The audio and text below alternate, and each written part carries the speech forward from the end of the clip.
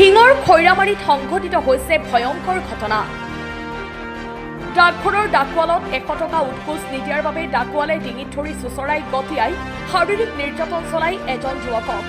হিঙৰ কান্ধুলিমাৰী ডাকঘৰৰ ডাকোৱাল ফুৰকান উল্লাহ কবিৰৰ বিৰুদ্ধে উত্থাপিত হৈছে এই ভয়ংকৰ অভিযোগ।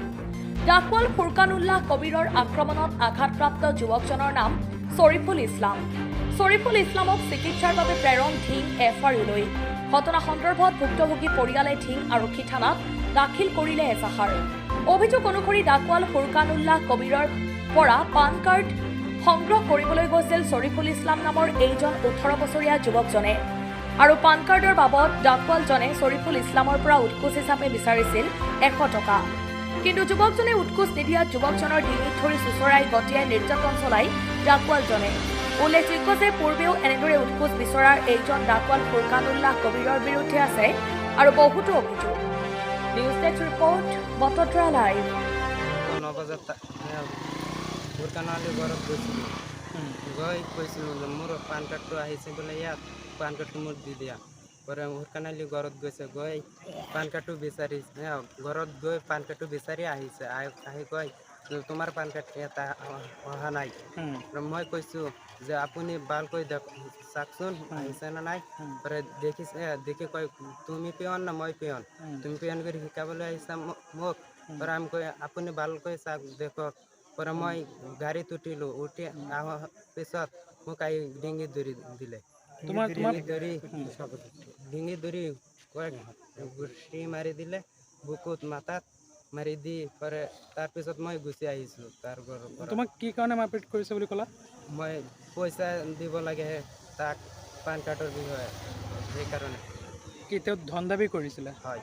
কিমান টকা বিচাৰিছিলে তোমাৰ পৰা? 100 টকা। হয়। আৰু তোমাৰ পান কাৰ্ডটো আজি অহা কিমান দিন হৈছে? পান কাৰ্ডটো বনাবলৈ দিছোঁ মই এয়া মাহৰ ওপৰত হৈছে। কিন্তু পান কাৰ্ডটো তোমাক সি দিয়া নাই? নহয়। সি ঘৰলৈ গৈ দিয়া নাই তোমাক? নহয়, দিয়া নাই। তুমি আজি ৰিচিভ কৰিব আহিছিলা? হয়। আৰু সেই সময়ত তেওঁ তোমাক মাৰপিট কৰিছে? হয়। এজাহাৰ দাখিল কৰিলা? হয়। ক'ত দিছা এজাহাৰ? ডিঙি থানা। আমাৰে গাঁৱৰ এটা ল'ৰা গৈছিলে পিহনে ঘৰত আজি। যোৱাৰ পিছত পিহনে সুধিছে যে আজি দেওবাৰ তুমি কিয় আহিছা? দেওবাৰতো আমি এইবিলাক নিদিওঁ। আজি আমাৰ সময় আছে, আপুনি চাই দিয়ক। তেতিয়া কৈছে পিহন কি তুমি নে কি পিহন? মই নিজে হওঁ। আপুনি হওক, তাতে পৰা উৰাই যোৱা, নহ'লে এতিয়া পিটিম। সেইটো কৈ মানে তাক পিটিছে।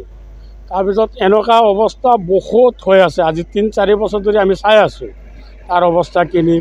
পিহনে কামবোৰ মানে ঘৰত দিব লাগে আৰু আমি ঘৰত আহি পিটি দিয়ে। এইটো সিহঁতৰ স্বভাৱ আৰু আমাৰ বহুত বস্তু নাইকিয়া হৈ গৈছে। আৰু এনেকুৱা অভিযোগ আজি 5-6 বছৰ ধৰি হৈ আছে। মানুহৰ বস্তু নিদিয়ে, যদিও তাৰ ঘৰত যাওঁ, আমি সেইদিনা এটা বস্তু নিলোঁ তাৰ ঘৰৰ পৰা। আমাৰ চেকপাত ATM তাৰ মাইকীজনীক মই 50 টকা দি লৈ গৈছোঁ। নিদিয়ে, পইচা দিব লাগে। পইচা দাবী কৰে। তাৰ মাইকীজনী কওঁ যে এতিয়া মই বিচাৰি দিম, মোক কিবা এটা দিয়ক। যে কিমান লাগে 100 টকা সিহঁতে ডিমাণ্ড কৰে, আমি মানে 50 টকা দিছোঁ। দি মানে আমাৰ চেকপাত আৰু ATMখন লৈ গৈছোঁ।